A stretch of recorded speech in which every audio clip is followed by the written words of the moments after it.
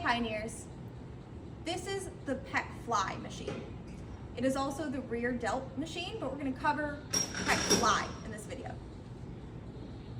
When we're using this machine, we wanna make sure that we're lined up with our chest muscles, so they run from the base of the shoulder to the sternum, the center of the chest.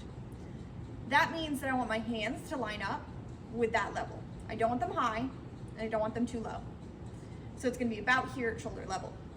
To adjust the handles, we actually adjust the seat to adjust our own height. So you'll pull on this handle and move the seat up and down so that it's appropriate for you.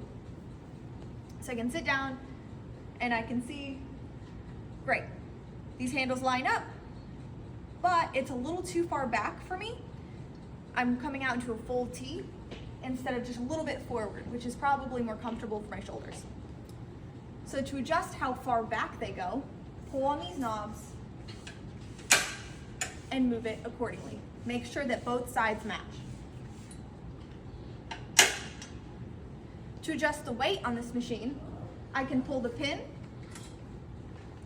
and also pull on the knobs back here to move the 5-pound plates to adjust by smaller 5-pound intervals.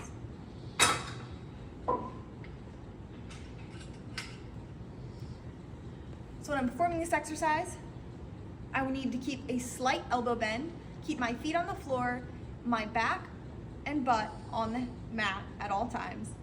Inhale, exhale, and bring my hands together and come back with control. Keeping a slight elbow bend the entire duration of the move. And that's the pec fly machine.